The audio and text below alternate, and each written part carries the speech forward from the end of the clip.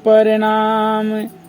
चरण कमल गुरुदेव के, दुख भन जन सुख धाम। गुरु चरण सरोज में बंदन बारंबार। गुरु परिपूर्ण पुरुष हैं, गुरु समरथ दातार। चरणन में धरे शीस को, वंदन करूं अनेक। सब विधि सुख की खान है, इन चरणन की टेक। तो गुरु बिन मार्ग, गुरु बिन ज्ञान न उपजे। गुरु बिन मिले न मोक्ष, गुरु बिन लखे न सत्य को। गुरु बिन मिटे न दो। तो प्रेमी सज्जनों, बड़ा सुंदर समय होता है जब हम उस प्रभु परमात्मा की याद में बैठते हैं। तो ये बड़ा सुंदर समय है। आज हमको मनुष्य का जन्म मिला हुआ है, और उससे और अच्छी बात यह है कि मनुष्य जन्म मिलने के बाद जो हमको बुद्धि मिली है, बड़ी सद्बुद्धि मिली है। इस सद्बुद्धि के द्वारा हमारा मन चित्त जो है गुरु की तरफ लगा हुआ है। अन्यथा संसार में बहुत सारे लोग हैं, नाना प्रकार के क्रियाकर्म कर रहे हैं, लेकिन कहा कि सत्संग कौन कर रहा है? सत्संग कोई बिरला कर रहा, वरना यहाँ आज बहुत सारे लोग होते है ना। तो सत्संग बहुत कम लोग करते हैं। क्यों? क्योंकि सत्य से जुड़ना, सत्य का संगी होना सबके बस का बात नहीं है। अगर सब लोग सत्य के संगी होने वाले होते तो जैसे और जगह भीड़ लगती है, वैसे यहाँ भी भीड़ लगती। तो इसलिए कहा कि ये सत्संग का जो रास्ता है, इसको पाने के लिए, इस पर चलने के लिए हमको क्या करना पड़ेगा? सबसे पहले कहा कि गुरु चरणन में वंदना प्रथम करो सिरनाए।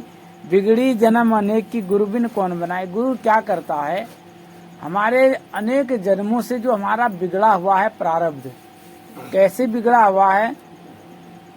इससे पहले हमने अनेक प्रकार की योनियों में जन्म लिया, और आज हमको मनुष्य का जन्म मिला। तो वो कह रहे हैं ये मनुष्य का जन्म इस बार भी हम चूक गए। हम सत्य के रास्ते पर चलने वाले नहीं बने, सत्य को हमने जाना नहीं, सद्भक्ति की नहीं। तो जो जन्म है हमारा, ये मनुष्य का जन्म, यह भी बिगड़ जाएगा। फिर मनुष्य हम क्यों हुए? हमको मनुष्य का जन्म क्यों मिला? फिर कोई फायदा नहीं। फायदा है क्या? कोई फायदा नहीं। जैसे आए थे वैसे ही चले गए। क्योंकि इस दुनिया में जो सार है उसको कोई समझना नहीं चाहता, और असार में हर व्यक्ति लगा हुआ है, और जो असार है वो किसी काम का नहीं है। लेकिन हम समझ रहे हैं कि ये जो दुनिया है वो सत्य है, और इस दुनिया का जो भी हम कुछ देख रहे हैं, दुनिया की जो चीजें देख रहे हैं वो सत्य हैं, ये सत्य नहीं है। तो इसलिए कहा इसको कौन बनाएगा? गुरु के द्वारा, सदगुरु के द्वारा इसको संभाला जाएगा। लेकिन सदगुरु कब संभाल करेगा? सदगुरु हमारी कब संभाल करेगा? जब हम उसके चरणों में लग जाएंगे। गुरु चरणों में वंदना प्रथम करो सिरनाए। हमको क्या करना पड़ेगा? अपने सर को पहले गुरु के चरणों में झुकाना पड़ेगा। देखो, भक्ति सरल नहीं है और ना ही सहज है ना। तो इसके लिए हमें क्या करना पड़ेगा? भक्ति के लिए हमको सबसे पहले गुरु के पास जाकर के अपना तन मन उसे अर्पण करना पड़ेगा। प्रथम करो सिरनाए, सिर को झुकाना पड़ेगा, तब जाकर के हम भक्ति के रास्ते पर आगे बढ़ने वाले बनेंगे। और जब तक हम ऐसा समर्पण नहीं करते, माफ करना, वो परमात्मा अंदर प्रकट नहीं होगा। हमारे अंदर बड़ी सहजता होनी चाहिए, बड़ी सरलता होनी चाहिए, तब जाकर के वो परमात्मा प्रकट होता है। हम तो भक्ति कर रहे हैं, हम समझ रहे हैं कि हम बहुत बड़े सत्संगी हो गए हैं, हमने गुरुजी से नाम ले लिया, गुरुजी से ज्ञान ले लिया, अब हमको किसी चीज का भय नहीं है। भाई, ज्ञान लेने से कुछ नहीं, ज्ञान तो तब फलीभूत होगा वो बीज तो तब अंदर बाहर पैदा होगा, प्रकट होगा जब मिट्टी अच्छी होगी। क्यों? खाद लगाओगे जब होगा। उसमें खाद पानी लगेगा तभी तो बीज अंकुरित होगा। अब बीज खेत में डाल दिया आपने, उसमें हो जाएगा, उसमें आपने न पानी लगाया न उसकी देखभाल करी, वो तो सूख जाएगा। तो उसकी देखभाल बहुत जरूरी है ना। और जब तक देखभाल नहीं करेंगे तो बीज अंकुरित नहीं होगा। अपने दिल और दिमाग से हटा दें कि बिना भजन के हम पार हो जाएंगे, ये कभी संभव नहीं है। भजन करना ही पड़ेगा, भक्ति करनी ही पड़ेगी, सेवा करनी ही पड़ेगी, तब जाके हमारे जीवन का कल्याण होगा। अन्यथा अगर हमने सोच लिया कि हमने केवल नाम ले लिया, गुरु धारण कर लिया, तो माफ करना, ऐसे हमारा जीवन उद्धार नहीं होगा। तो इसलिए हमको भक्ति करनी है गुरु के चरणों में। सबसे पहले कहा, प्रथम गुरु के चरणों में तन मन धन शीश दीजिए।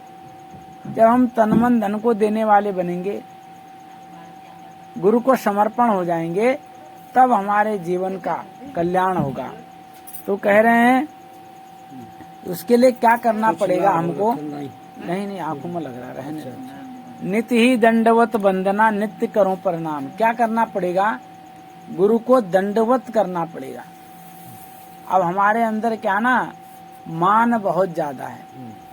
मान, इस मान का हनन करोगे। देखो हनुमान क्यों कहा, मालूम है हनुमान को हनुमान क्यों कहा? रामायण में कहते ना, हनुमान, हनु माने होता मार देना, खत्म कर देना, हनन कहते हैं, खत्म कर। मान माने होता अहंकार, इसलिए उसको हनुमान कहा। उसने अपना सर्वस्व लुटा दिया भक्ति में, अपने गुरु के आगे, अपने इष्ट के आगे, अपने भगवान के आगे। उसने अपना अहंकार खत्म कर दिया, इसलिए उसको हनुमान कहा। हनुमान का नाम हनुमान इसलिए नहीं पड़ा, ये भेदवाणी है। हनुमान इसलिए पड़ा क्योंकि हनुमान ने मार दिया, खत्म कर दिया अहंकार। मान माने अहंकार।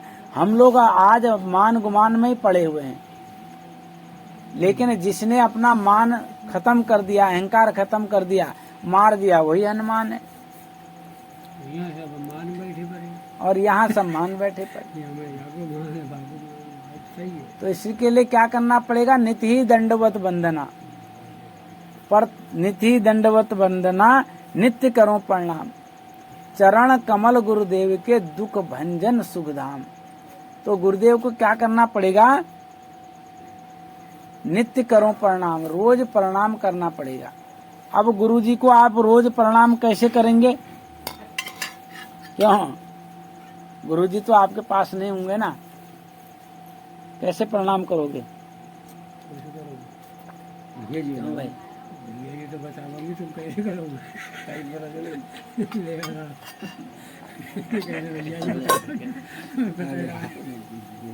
है ना।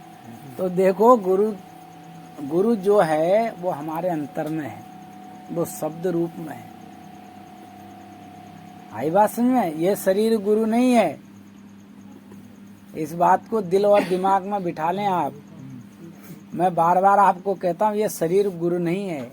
इस शरीर को तो हमने गुरु मान लिया, लेकिन इस शरीर के अंदर से जो शब्द आ रहा है ना, यही गुरु है। और ये जो शब्द आ रहे हैं, ये भी गुरु नहीं है। ये जो शब्द मेरे मुंह से निकलने, ये ज्ञान है, ये बोलने वाला ज्ञान है, ये शिक्षा है आप लोगों के लिए। जो इसके अंदर प्रकट हो जाता है, इस शिक्षा को लेने के बाद जब हम उस पर अमल कर देते हैं, उस भेद को जानने वाले होते हैं। वो भेद जब प्रकट हो जाता है, वो शब्द होता है, वही असल में सत्य है, वही सार है, वही सत्यनाम है। अब उसकी भजन बंदगी कैसे करेंगे हम? जो हमको गुरुजी ने उपदेश में बताई है, उसको रोज करना है। जब हम रोज नतमस्तक होंगे, रोज भजन अभ्यास में बैठेंगे, तो आप गुरु को प्रणाम कर रहे हैं, उनकी बातों को मानने वाले हो रहे हैं। ये शरीर तो कभी कभी आता है, आपने प्रणाम कर लिया, गले मिल गए, पास में बैठ गए, लेकिन जब देह रूप में गुरु नहीं होंगे तो शब्द गुरु काम करता है। क्या करता है? शब्द गुरु काम करता है। तो इसलिए उस शब्द गुरु, जो वो शब्द है वो हमारे अंतर में है ना, वो हमारे अंतर में है। आपने देखा होगा कई लोग कहते हैं ना कि जो गुरु के हैं पैर हैं उनकी पूजा करनी चाहिए, गुरु के पैरों की पूजा करनी चाहिए, उनके वचनों को मानना चाहिए, उसके बताए गए रास्तों पर चलना चाहिए, तब हमारा जीवन उद्धार होगा। लेकिन गुरु के पैरों को पूजेंगे कैसे? उसके पैर है कहाँ, है ना। तो ये भेद वाणियां हैं, इनको समझना पड़ेगा, है ना। जैसे आपने जब नाम लिया, जब आप अधीन होते हैं तो गुरु को अपना माथा टेक देते हैं, यानी कि उनके चरण कमलों को आप सिरोधार्य करते हैं। क्या करते हैं? सिरोधार्य करते हैं, नहीं करते हैं? तो उनके चरण कमल हैं आपके सर पर यहाँ रखे हुए, इसीलिए तो कहा गया था ध्यान लगाओ। समझ में आ रहा ना? सर क्यों झुकाते हैं? गुरु के चरण, ये वाले चरण थोड़ न, अगर ये तो एक्सीडेंट में कट गए फिर कौन से चरण पकड़ोगे भाई? ये तो हाड़ मांस का शरीर है। तो जो चरण है उसको समझने की कोशिश करो। जो बताया जाता है नाम देते समय, इस भेद को समझा करो। इसलिए कहा नित्य ही दंडवत। और कैसे प्रणाम करना चाहिए? गुरु अगर हमारे पास आते हैं तो कैसे प्रणाम करना चाहिए? दंडवत। दंडवत मतलब लेट करके, डंडे के समान। अब यहाँ लगती है शर्म। अब ने कहा भैया जी आ गए, अब पता नहीं पैर ना छूना पड़े, है ना, कहीं कोई बात में कहनी पड़े। तो ये मान खत्म करो। नित्य ही दंडवत वंदना, रोज वंदना करिए। नित्य ही दंडवत वंदना, नित्य करो प्रणाम। चरण कमल गुरुदेव के, दुख भंजन सुख धाम। वो दुख का नाश करने वाले हैं, दुख भंजन, सुख धाम, और सुख को देने वाले हैं, सुख के धाम हैं। जो संतों का जो शरीर होता है वो चलता फिरता तीर्थ होता है।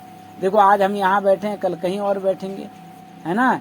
अब हम जाते हैं तीर्थ में, गंगा यमुना प्रयागराज हरिद्वार, इन तीर्थों में जाते हैं। जो तीर्थ आपके दरवाजे पर चल के फिर के आ रहा है उसकी कोई कदर ही नहीं, उसको हम जानते ही नहीं, उसको हम समझ ही नहीं पाते हैं। तो इसलिए इसको समझना पड़ेगा। जो संत महापुरुष होते हैं उनका जो शरीर है, जो संत महापुरुष हैं वो जीते जागते चलते फिरते तीर्थ हैं।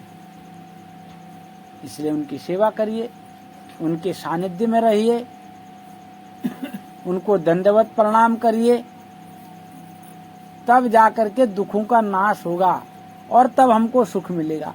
केवल कहने से नहीं, उस रास्ते पर हमको चलना पड़ेगा। और जब तक हम उस रास्ते पर नहीं चलेंगे, माफ करना, परमात्मा कोई ऐसा थोड़ा है कि उसको हमने कोई चीज दिखाई, खूब बढ़िया बिस्तर लगा दिया, खूब बढ़िया खीर पकौड़ी पकवान खिला दिए तो भैया जी ने खा लिया, परमात्मा खुश हो गए। ऐसा होगा क्या? क्यों ममता? नहीं होगा ना। उसके लिए भजन करना पड़ेगा, है ना। जब भजन करोगे तब भगत कहलाओगे। अब जब तक भजन ही नहीं करोगे, भक्ति नहीं कहलाओ, भक्ति नहीं करोगे तो भगत भी नहीं कहलाओगे। भले ही दुनिया वाले आपको भगत जी कहें, असल में भगत तो आप तब हो जब आप भजन कर रहे हैं, गुरु के बताए हुए रास्ते पर चल रहे हैं, तब ये भजन है। नहीं तो खाली भजना है, सुबह से शाम तक भज रहे हो ना, केवल भजना है, भागते रहो। लेकिन असल में तो जो भजन है, जो बताया गया ज्ञान उपदेश देते समय, आपको जब ज्ञान दिया तो उस समय बताया कि गुरु को कैसे प्रणाम करना चाहिए, गुरु की कैसे सेवा करनी चाहिए और कैसे भक्ति भाव में हमारा मन लगेगा। जब तक हम उस रास्ते पर चलने वाले नहीं बनेंगे, माफ करना, वो परमात्मा हमारे अंतर में प्रकट नहीं होगा, हम उसकी गति को समझ नहीं पाएंगे। इसलिए कहा गुरु चरण सरोज में बंधन बारंबार। तो जो गुरु चरण सरोज में, सरोज कहते हैं धूल को, कहा कि गुरु की चरणों की धूल भी, एक भजन आपने सुना होगा, दाता तेरे चरणों की गर धूल जो मिल जाए, दाता तेरे चरणों की गर धूल जो मिल जाए मुरझाई कली दिल की, एक बार में खिल जाए दाता तेरे चरणों की। तो इसलिए गुरु के चरण कमलों की रज भी बड़ी महान है। अगर गुरु के चरणों की अगर इतनी महिमा नहीं होती तो आपने देखा होगा केवट कितना बड़ा चतुर व्यक्ति था। श्री राम को आते देख करके उसने मन में ठान लिया कि आज मेरे गुरुदेव आ गए हैं, आज तो इनके चरण कमल पखारने हैं, इनके चरणों की धूल अपने माथे से लगानी है। तो उसने क्या कहा, तो भगवान राम ने कहा कि अरे केवट भाई इधर लाओ अपनी किश्ती को, हमें पार जाना है। तो उन्होंने कहा भगवान माफ करना, मैं पार तो आपको लगा सकता हूँ, लेकिन मैंने सुना है कि पत्थर की शिला भी औरत बन गई। मेरी तो एक काठ की नाव है, अगर ये औरत बन गई, एक औरत तो पाली नहीं जा रही है, दूसरी कहाँ से पालूंगा। क्यों? तो उसने कहा कि फिर क्या करेगा। देखो कितना चतुर व्यक्ति था वो, उसे मालूम है ये भगवान है। पूरी दुनिया को मालूम था कि अहल्या को श्राप था, उसको भी तो मालूम हुआ होगा। जब उसने ये सुना कि पत्थर औरत बन गई तो उसने ये भी तो सुना होगा कि औरत क्यों बन गई। लेकिन देखिए चतुर कितना था वो। गुरु के चरण कमलों का की रज उसने अपने माथे से लगानी थी। तो जब वो आए तो उन्होंने कहा भाई क्या करना। बोले महाराज पहले मैं आपके चरण कमलों को धोऊंगा। उन्होंने कहा भाई तुम्हारी इच्छा है। तो उनने चरण पखारे उनके, है ना, धोए, अपने माथे पर लगाया, पूरे परिवार को बुलाया, सबके माथे से लगाया। तब जाके उन्होंने कहा भगवान बैठिए।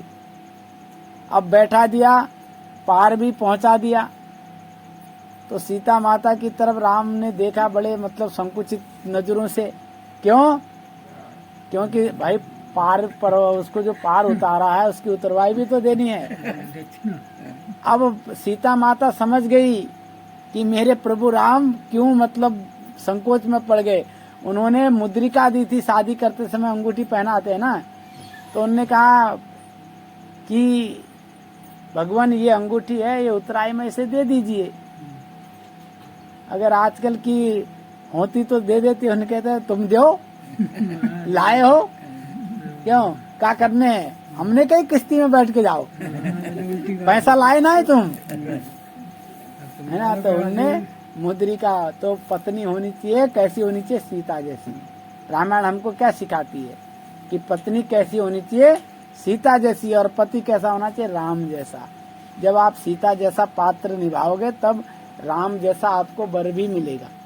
उसके लिए आपको सीता जैसी तपस्या करनी पड़ेगी।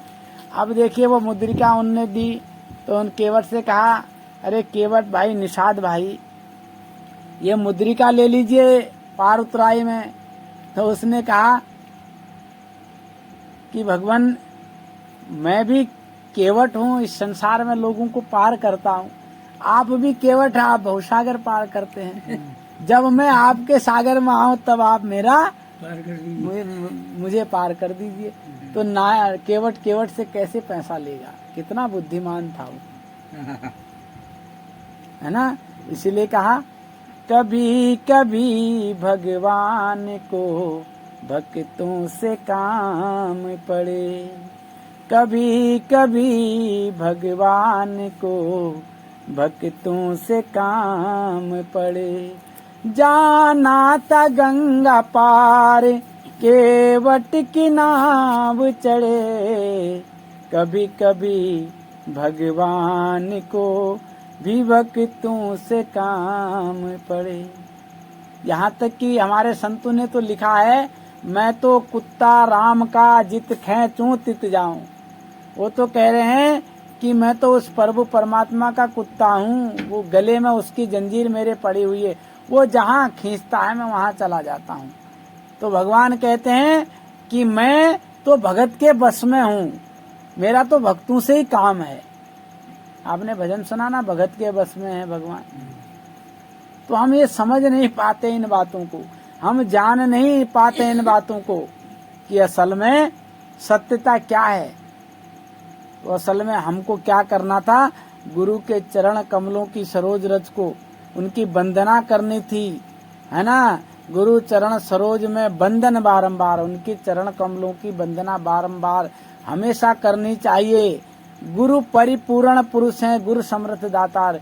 जो गुरु हैं वो समर्थ हैं। कैसे समर्थ हैं? उनके बताए गए रास्ते पर आप चलोगे तो आपको वो पूर्ण परमात्मा मिल जाएंगे। इसलिए हमको गुरु के बताए हुए रास्ते पर चलना चाहिए। गुरु ने जो हमको शिक्षा दी, जो हमको दीक्षा दी, उस पर हम अमल करने वाले बने, तब तो हमारा जीवन सार्थक है, अन्यथा फिर हमारा जीवन सार्थक नहीं है। इसलिए कहा, इसके लिए क्या करना पड़ेगा? चरणन में धरी शीश को बंधन करूं अनेक। तो इसलिए हमें क्या करना है? गुरु के चरण कमलों में अपने शीश को रखना है। सिर रखने का मतलब यानी कि सब कुछ छोड़ करके, अपने अहंकार को मिटा करके, अपने लोभ को हटा करके, अपने अहंकार को हटा करके, इस दुनिया की माया से हट करके, इच्छाओं को छोड़ करके गुरु के अधीन हो जाना है, उनके चरणों में लग जाना है। गुरु चरण सरो चरणन में धरि शीश को बंधन करो अनेक। बार बार अनेक प्रकार से उनकी वंदना करो। क्यों? क्योंकि जितनी हम वंदना करेंगे, जितना ही गुरु को स्मरण करेंगे, जितनी गुरु की याद करेंगे, उससे क्या होगा? क्योंकि वो सुख की खान है, हमको सुख प्राप्त होगा। क्या होगा? सब विधि सुख की खान है इन चरणन की टेक। इनके चरणों में लगने से क्या होगा? सुख प्राप्त होगा। और सुख जब हमको मिल जाएगा तो हम क्या करेंगे? उस परमात्मा के प्यारे हो जाएंगे। और जब तक गुरु के चरणों में लगने वाले नहीं बनेंगे, तब तक प्रेमी सज्जनों माफ करना, वो परमात्मा हमको मिलने वाला नहीं है। और केवल चरणों में लगने का मतलब ये नहीं कि हाँ नाम ले लिया, दीक्षा ले ली, बस हो गया। उसके लिए हमको त्याग करना पड़ेगा, विरह पैदा करना पड़ेगा, बैराग पैदा करना पड़ेगा, तब जा करके हमारा ये जीवन सफल होगा। अन्यथा केवल नाम लेने से, तोता भी तो राम राम राम राम जपता है, जानता है क्या उसको क्या होता है राम राम? उसका जीवन उद्धार हो जाता है क्या? नहीं होता ना। तो इसलिए उस राम के नाम को जानना पड़ेगा। आज कौन पूछ रहा था दिन में? बबलू तुम ही पूछ रहे थे ना। देखो राम के बारे में पूछ रहे थे। राम तो मैं बताऊं, देखो राम भगवान हम मानते हैं, अच्छी बात है, वो भगवान बने, उनको जन्म मिला, लेकिन भगवान राम वो राम नहीं थे जो सब में रमण कर रहे हैं। ठीक है? अगर भगवान राम ही अगर पूरी संसार के भगवान थे तो राजा दशरथ के भी तो कोई भगवान होंगे, फिर उनके भगवान कौन थे? विचार करिए, अगर भगवान राम पूरी दुनिया के भगवान थे, वो तो दशरथ के घर में आकर के जन्म लिया उनने, माता कौशल्या की कोख से जन्म लिया। तो इससे पहले फिर माता कौशल्या के और राजा दशरथ के कोई भगवान